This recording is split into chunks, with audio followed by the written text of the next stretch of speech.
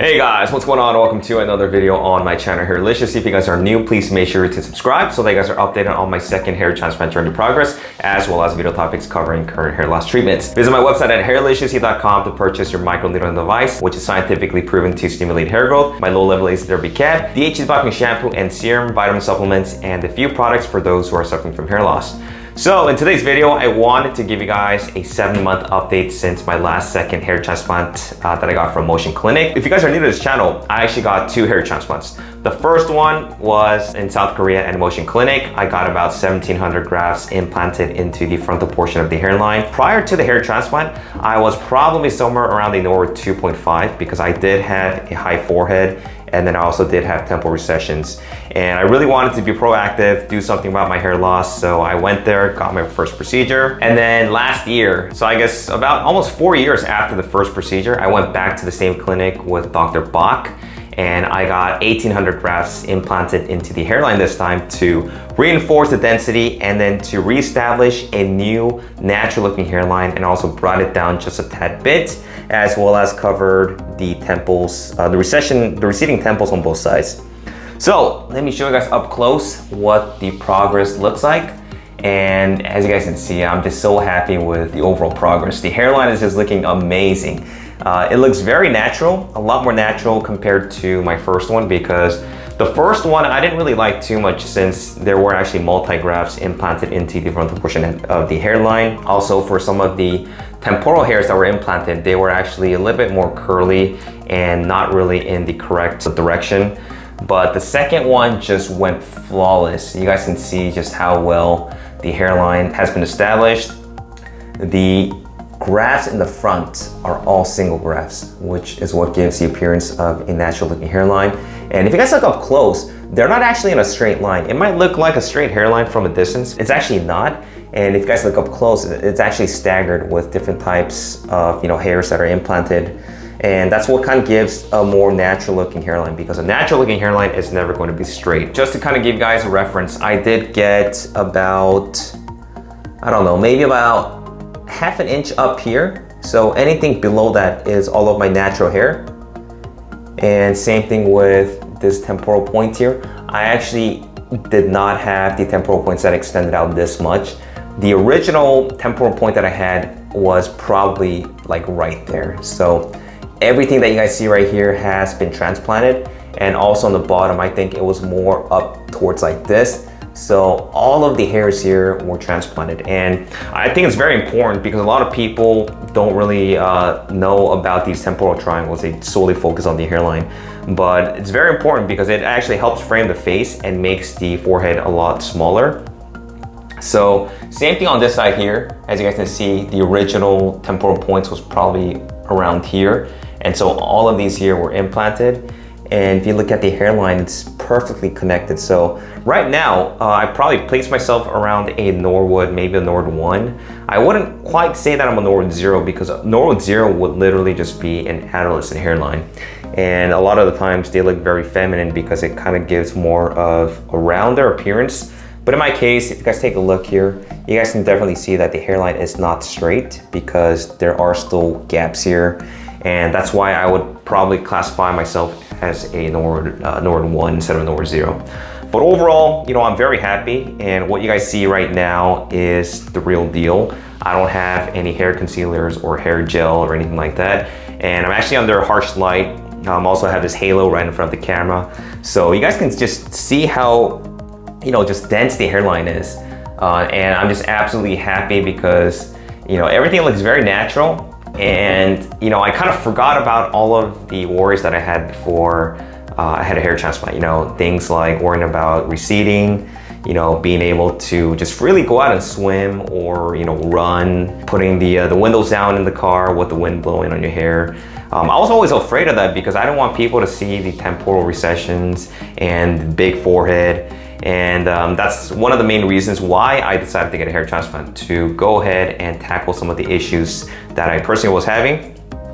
And I'm just so happy that I did go to a good clinic to get natural looking results.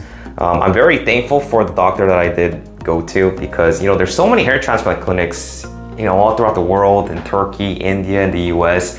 And you really never know exactly which ones to go through. And a lot of times, you know, the photos that you guys see online of the before and after results, a lot of times they're very deceptive because, you know, they might Photoshop it, or they might play around with lighting or add other stuff to the hairs to make it look thicker. But in my case, you know, what you guys see right now, like I said, is the real deal. And I'm just so happy with how the hairline has turned out. Now at month 7, I'm still not done as far as like growth, but it's unlikely that I'm gonna see a lot of, you know, significant growth. The hair follicles are probably getting thicker at this stage, but once you hit around your month 10 to 12 months, that's usually when you see the final results. And I think in my case, I'm almost nearing the end of the hair transplant journey because the hairs seem to have all grown in. There are certain areas like up close here that look a little bit more transparent, and I'm guessing the hairs are going to be a little bit more thicker as the months progress by. But this side here is my stronger side. You guys can see that there's a lot of hairs that have increased in density, and this side here is also catching up because I think around my 4-month mark, there was actually this empty spot right in the middle. And I was kind of getting a little bit worried, but the hairs actually did grow in, and it actually covered a lot of the bald spots that I had. So at a distance, you guys can't even tell that I had a hair transplant. Most people are not gonna be able to know unless they stumble upon my channel. In terms of the sides, I did cut the sides short just because of retrograde alopecia. If you guys don't know what that is a form of alopecia that happens on the sides of the hair. That's the main reason why I don't actually grow out the sides. So right now, what I did was I shaved the sides about 3 weeks ago. I'm growing out the top part. And what I really wanted to do was I wanted to be able to do different types of hairstyles. I think that's one of the main reasons why people get hair transplants, because they want to first of all tackle their hair loss, and they also want to be able to style their hairs in different ways. So before, because I had a high forehead, I couldn't style my hair certain ways, such as, you know, cutting it short, because it would, you know, just really help pronounce the forehead a lot more than it actually did. But now that my hairline is lowered, I'm trying to grow out the hair so that I can probably try to do some type of, I guess like covering the forehead. But as you guys can see, I still have a long way to go. But now that I have density here, I'm gonna be able to cover the forehead and do more of kind of like those K-pop type of hairstyles that I've always wanted to try, just so that I can be able to cover the forehead. Before, I couldn't cover the forehead because, you know, the hairs were thin and the receding temples actually made it harder to cover the forehead. And even if I were able to do that, you kind of see gaps in between and still see right through the forehead. So now that I actually have an established forehead with added density, I think when I try out different hairstyles, it's gonna be a lot better and it's gonna look a lot better as well. One of the hairstyles that I wanted to do was I kind of wanted to do some type of perm. It's not gonna be like an actual curly type of hair, but more of slight waves after I kind of grow out the hairs about, I don't know, maybe 5 inches or 6 inches. And I've always wanted to try that, so I'm excited to do that. You guys will actually see me grow out my hair from here on forward, except for the sides where I'm just gonna go ahead and just keep it short. As far as the regimen that I've been on for the past couple years, I'm still taking finasteride, 0.5 milligrams every day. I did drop it down from 1 milligram because based on studies, there's similar efficacy between 0.5 and 1 milligram. I'm also taking Minoxidil 5% twice a day, along with microneedling 1.5 millimeters every week. And I'm also using laser derby cap. I mean, so far, everything's looking good. There's no further hair loss. I don't notice any other changes to the hairline other than, you know, just better growth. The flakes, there's no flakes or anything like that, because I know some people experience flakes during the first couple months after a hair transplant. And, you know, just overall, I'm just super happy. The shampoo that I'm using is my Hairliciously DHT debugging shampoo, which has natural ingredients that are known to inhibit DHT, so that's what I use. I don't use a conditioner right now, but I'm in the process of finding a conditioner that I can use. Hair gels, I do use hair gels from time to time. Currently, I'm using this peppermint type of natural hair gel, but I try not to use it too much because I like the way how the hair looks right after I get out of the shower. And let me also show you guys the donor zone, because the donor zone will show you guys the scars, and also, you know, a lot of times a lot of people end up over harvesting the donor zone, so it's going to look very patchy. But I mean, I had 1700 plus 1800, which is nearly 3500 grafts that were extracted from the back of my scalp. So you guys will see that the scarring is very minimal. There's not that much thinning in the back. You guys can barely see the scars.